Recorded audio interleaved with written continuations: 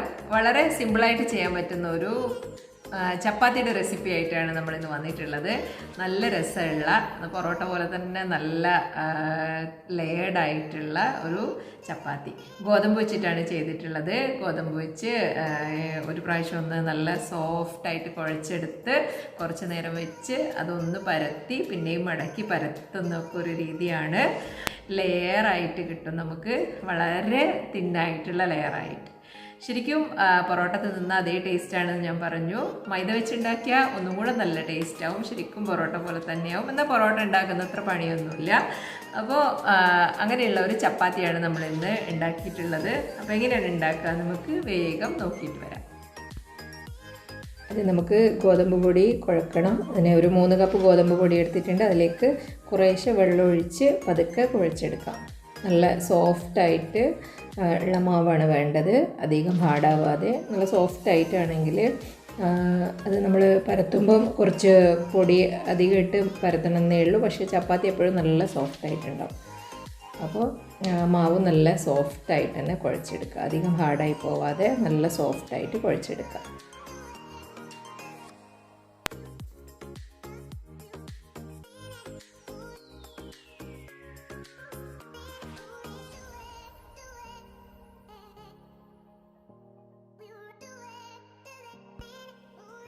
അപ്പോൾ മാവ് കുഴച്ച് ഏകദേശം റെഡി ആയിട്ടുണ്ട്. ഇത് കുഴച്ച് കഴിഞ്ഞതിന് ശേഷം കുറച്ച് നേരം ഒന്ന് ഇത് മാവ് അവിടെ റെസ്റ്റ് ചെയ്യാൻ വെക്കുക. എന്നാൽ നല്ല സോഫ്റ്റായിട്ടുള്ള ചപ്പാത്തി നമുക്ക് കിട്ടും. അപ്പോൾ ഏകദേശം ഒരു അരമണിക്കൂർ കഴിഞ്ഞിട്ടുണ്ട്.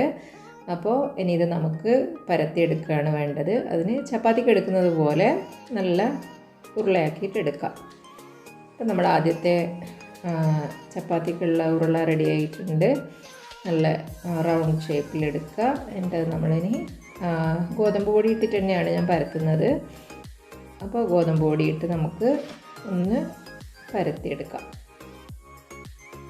നല്ല തിന്നായിട്ട് പരത്താൻ ശ്രദ്ധിക്കുക.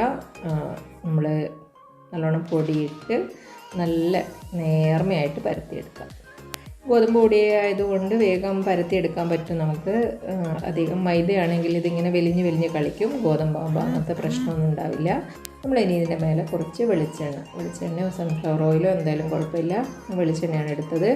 അപ്പോൾ വെളിച്ചെണ്ണ എടുത്ത് നമുക്കിതൊന്ന് ഇതിൻ്റെ മേലെ ഒന്ന് പുരട്ടി കൊടുക്കാം. കൈവച്ച് പുരട്ടിയാലും മതി.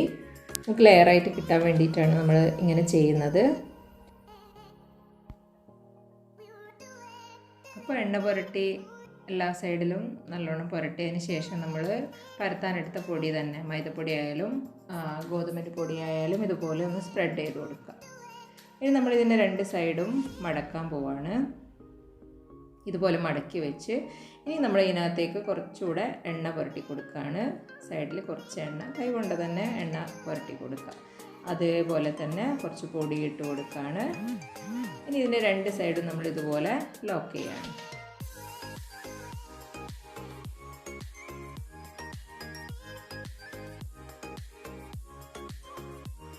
ഇനി നമ്മളിതുപോലെ പൊടിയിട്ട് ഒന്നും കൂടെ ഇത് പരത്തിയെടുക്കുകയാണ്.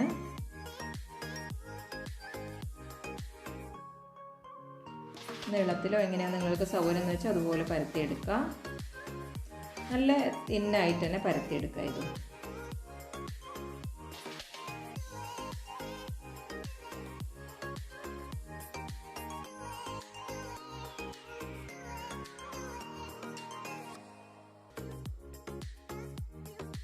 നമ്മൾ ഒന്നാമത്തെ ചപ്പാത്തി പരത്തി ശരിയായിട്ടുണ്ട്. നമുക്കൊരു പ്ലേറ്റിലേക്ക് എടുത്ത് വെക്കാം.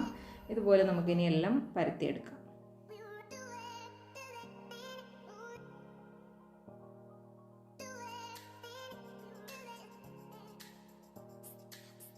സെയിം പ്രൊസീജിയർ തന്നെയാണ്. നല്ല നേർമയായിട്ട് ആദ്യം നമ്മൾ ചപ്പാത്തി പരത്തുന്നു. അപ്പോൾ പരത്തി കഴിഞ്ഞതിന് ശേഷം അതിന് നമ്മൾ എല്ലാ സൈഡിലും നല്ലവണ്ണം വെളിച്ചെണ്ണയാക്കി കൊടുക്കുകയാണ് ചെയ്യുക. എത്ര നേർമ പരത്താൻ കഴിയുന്നോ അത്രയും നേർമയാക്കുക. അതിനുശേഷം നമ്മൾ ഇതുപോലെ വെളിച്ചെണ്ണ പുരട്ടി കൊടുക്കുന്നു. അതിൻ്റെ മേലെ പൊടി ഇതുപോലെ സ്പ്രെഡ് ചെയ്യുന്നു. 2 സൈഡും ഇതുപോലെ മടക്കുന്നു. എന്നിട്ട് കുറച്ചുകൂടെ എണ്ണ പുരട്ടുന്നു. പിന്നെയും അതിലേക്ക് നമ്മൾ പൊടി വിതറി കൊടുക്കുകയാണ്. ഇതുപോലെ 2 സൈഡും ലോക്ക് ചെയ്യാം. നമ്മൾ സാധാരണ ചപ്പാത്തി പരത്തുന്നത് പോലെ കുറച്ചും കൂടെ പൊടിയിട്ട് നമുക്കിത് പരത്തിയെടുക്കാം.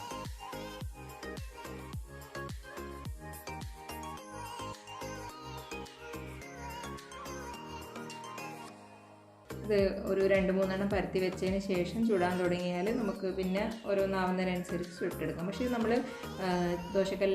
കല്ലിലിട്ട് കഴിഞ്ഞാൽ തിരിച്ചും മറിച്ചും ഒന്ന് വേഗം തിരിച്ചും മറിച്ചൊക്കെ ഇട്ട് കൊടുക്കണം. അപ്പോൾ എല്ലാം പരത്തി വെച്ചതിന് ശേഷം ചുടുന്നതായിരിക്കും നല്ലതാവുക. അപ്പോൾ ഒരു കല്ലടുപ്പിൽ വെച്ചിട്ടുണ്ട്. നല്ലോണം ചൂടായതിന് ശേഷം നമ്മൾ ചപ്പാത്തി പരത്തി വെച്ചത് ഇട്ട് കൊടുത്തിട്ടുണ്ട്. ഇനി നമ്മളിതിങ്ങനെ ഒന്ന് ഇടയ്ക്കൊന്ന് മറിച്ചിട്ട് കൊടുക്കുക. ബബിളൊക്കെ വരുമ്പോൾ ഒന്ന് മറിച്ചിടുക, അങ്ങോട്ടും ഇങ്ങോട്ടും മറിച്ചിടുക. നല്ലോണം പൊങ്ങി വരും. നല്ല സോഫ്റ്റ് ആയിരിക്കും ഈ പൂരി. ഈ ചപ്പാത്തി നല്ല ശരിക്കും പൊറോട്ടത്തിൽ നിന്നതിൻ്റെ അതേപോലെ തന്നെ ടേസ്റ്റും ഉണ്ടാവും. കുറച്ച് വെളിച്ചെണ്ണയൊക്കെ ചേർത്തുകൊണ്ട് നല്ല സ്മെല്ലൊക്കെ ഉണ്ട്. അപ്പോൾ ഒരു 1-1.5 മിനിറ്റ് കൊണ്ട് തന്നെ നമുക്കിത് ചുട്ടെടുക്കാം. ഒരുപാട് സമയമൊന്നും വേണ്ട. ആദ്യം സിമ്മിലും പിന്നെ ഫുൾ ഫ്ലെയിമിൽ വെച്ചിട്ട് ലാസ്റ്റ് ഒന്ന് ഫുൾ ഫ്ലെയിമിൽ വെച്ചിട്ട് എടുക്കുക. മീഡിയം ടു ഫുൾ ഫ്ലെയിമിൽ തന്നെ വെച്ചിട്ട് ചപ്പാത്തി ചുട്ടെടുക്കുക. ഒരുപാട് സിമ്മിൽ വെച്ച് കഴിഞ്ഞാൽ ചപ്പാത്തി ഹാർഡായിപ്പോൾ. അപ്പോൾ നമ്മുടെ ആദ്യത്തെ ചപ്പാത്തി റെഡി ആയിട്ടുണ്ട്.